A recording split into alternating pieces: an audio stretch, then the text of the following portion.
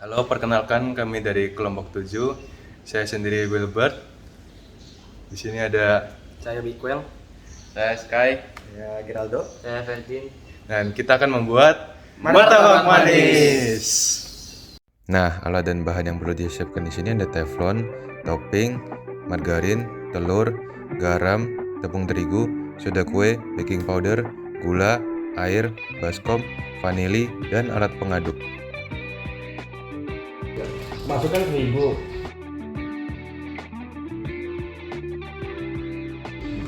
Sekarang kita masukkan air. Setelah itu kita masukkan gula 7 sendok makan.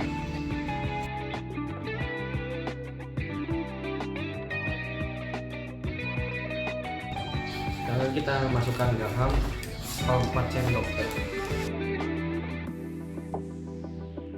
Lalu kita masukkan 1 vanili 1 sendok teh.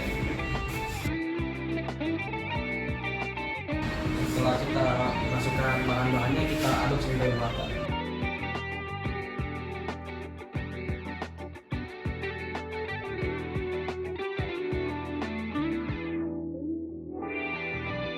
Sekarang kita masukkan 1 buah telur.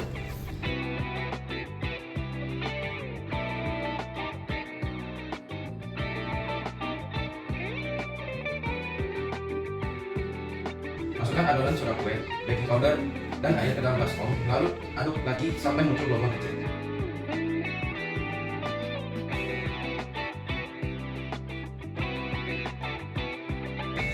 Nyalakan kompor dan tunggu teflon panas. Masukkan sedikit margarin pada teflon.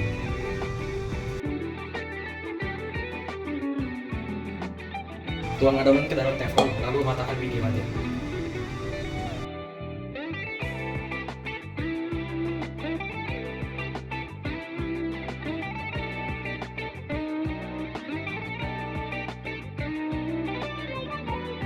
Jika adonan sudah berongga, taburkan gula pasir secukupnya.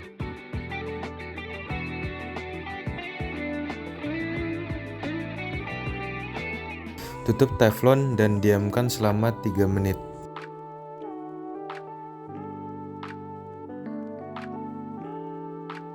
Angkat adonan dan letakkan di piring atau talengan.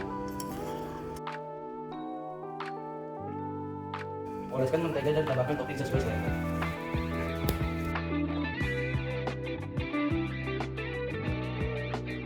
Potong adonan menjadi 2 bagian.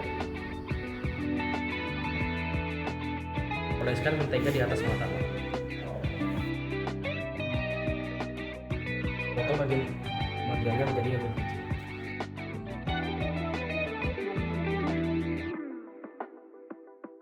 Jenis-jenis koloid. Dalam pembuatan martabak, bahan-bahan seperti tepung, margarin, baking powder, air, gula, garam, vanili, telur, soda kue, dan mentega menciptakan sistem koloid yang penting untuk tekstur dan rasa martabak. Berikut adalah penjelasan mengenai koloid yang terbentuk dari bahan-bahan tersebut.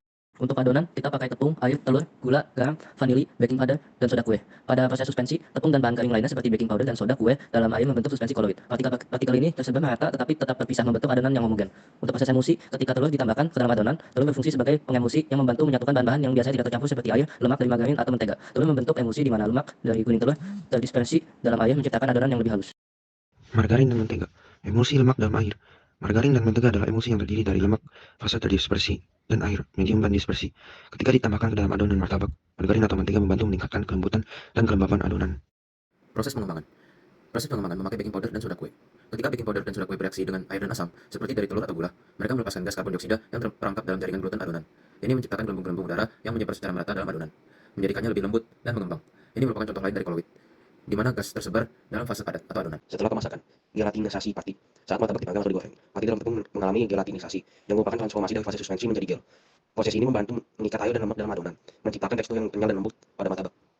Jadi, koloid memainkan peran penting dalam menciptakan adonan martabak yang lembut, mengembang, dan lezat. Kombinasi bahan-bahan tersebut dan interaksi mereka selama proses pencampuran dan pemasakan menentukan kualitas akhir martabak. Sekian video dari kami. Terima kasih.